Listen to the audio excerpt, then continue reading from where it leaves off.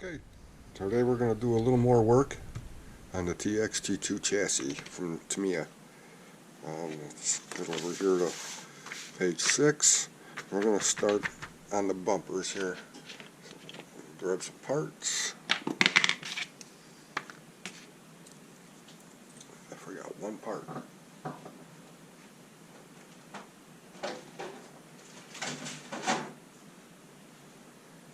Forgot to grab the bumper.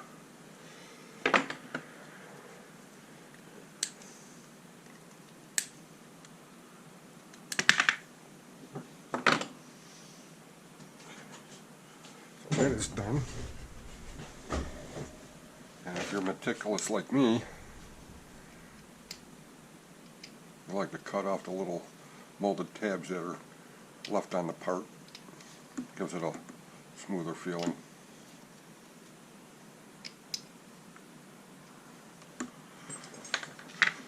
Okay, just on a brighter note, on a little note here, this is going to be for the rear bumper. It says rear, and you can tell it's got two openings in it, where the front, which I've already put together, only has one, and they're a little shorter, I believe. So let's get on to this.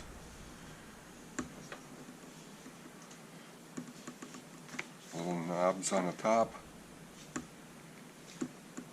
slide over. You're going to have this 6mm by 57mm aluminum shaft. And honestly, I'd rather put the shaft in place first.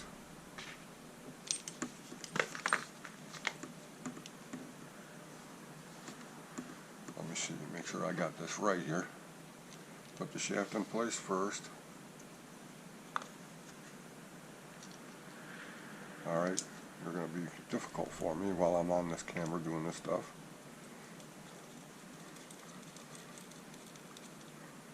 Thread that one in.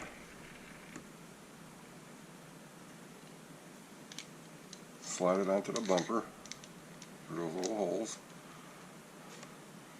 Same for the other side. Now, it doesn't say to do this, but you're going into a screw, or taking a screw, threading it into an aluminum rod. So I'm going to put a little of this gel type thread lock on these threads.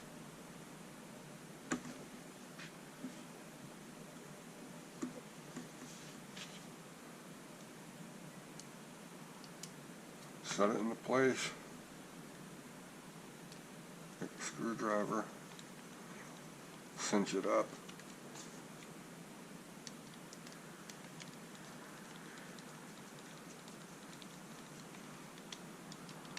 While that one's done, I'll pull the other one out, thread lock that one at a later time. So that's the rear bumper assembly. Going on to the chassis rails here. Let's see. I already put the right side together because after the center gear case, everything's just about all repetitive. So instead of doing it, you know, step by step by step by step, we'll be here for a half an hour for each little episode, and that's too much. Chassis side plate. I know when I unboxed it, I called it a chassis rail. These are chassis rails, and I said that they were aluminum covered with plastic. But as I got into the kit, only two rails are aluminum, and the rest is just molded plastic around it. So it's not fully aluminum throughout. It's just a two. Actually, looks like it's going to be 1, 2, and 3. Let's get into this. Each one of these chassis side plates were individually wrapped to keep them from getting scratched or damaged, which I thought was pretty trick. On the chassis itself, you'll see one end has a smaller area and the other end has a bigger area. The bigger area is actually the rear, the smaller end is actually the front. So with the chassis sitting like this, line up the frame rail, sorry, chassis plate, keep calling it a rail and I don't know why it's not a rail. Again, these steps are all repetitive. There's a couple of differences in screws here. We'll go over that in a minute. But I'm going to just do a few of them and then move along, because you've seen it done once, you've seen it done 100 times. So what do we need? We need 3x12s and 3x8 millimeter machine screws.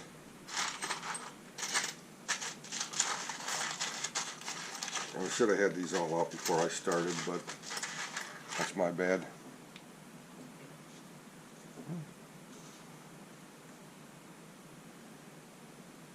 There's a 3x12.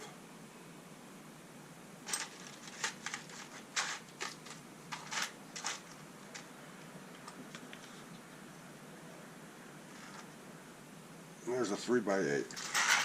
Okay. And two of these, well, calls for more, but I only have two right at the moment. These 3mm flanged nuts. Okay, now looking at the diagram, there's a little piece in here that you have to remove, which would sit up in here. I've already removed it. Take the 3x8, it looks like it's going to go right in this spot here. And it does say to thread lock them, but I'm just doing this again because it's so repetitive that I don't want to keep doing it over and over and over and over again.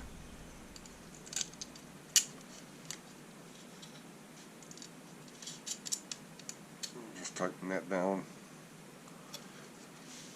There are several of them. You got 3x12s that go into these bigger areas where the frame rail is a little thicker than side plates, and these little notches. These little notches is where the 3x6s would go into. I'll come back to this and finish this up. I want to get on over to this part here, which is actually step 7 in this part. That's attaching. This used to be the shock mount on the TXT-1 because it had cantilever, so the shocks would mount across here and then down to the links. These here sits in like that. It's kind of nice Tamiya logo on there, and it requires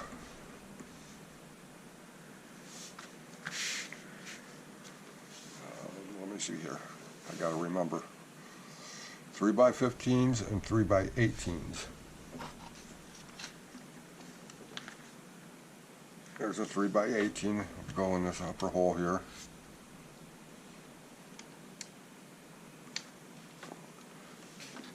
Three by 15 goes into this lower hole. If I can get it to line up, that would be perfect. For right now, I don't know. What am I doing wrong here? I'm not doing anything wrong, guys. I'm just in a hurry. And that's when you make mistakes, is when you rush. Okay, now with these here, this plastic is very, very soft. So I just get it to where it just touches the bosses on the flat part there, because otherwise you will strip it out, and it's there for a reason. It actually will hold the battery tray in place, and the upper radio tray and battery box, I think. So that's that.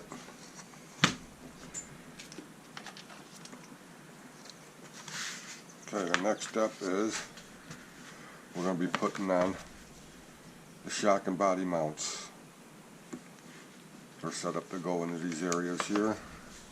Again, I didn't pull the hardware out because I'm an idiot. Okay, so we are going to need 3x15 BB2s. Again, I should have had all this out and ready to go. And now I got to dig around in here.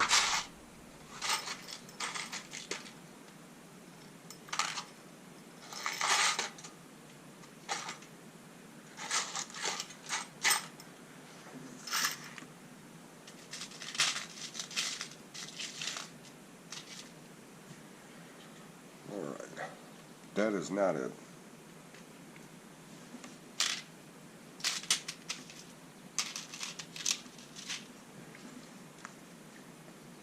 But those are, and I'm going to use two 3mm BB7s, which are 3mm lock nuts.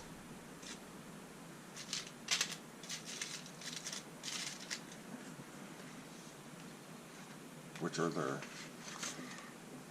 So again, for me being an idiot, I'm going to punish myself and not do this whole thing today.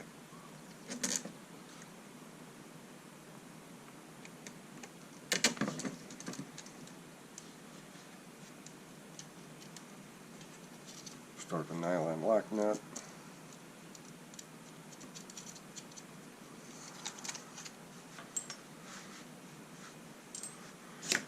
Grab the box wrench.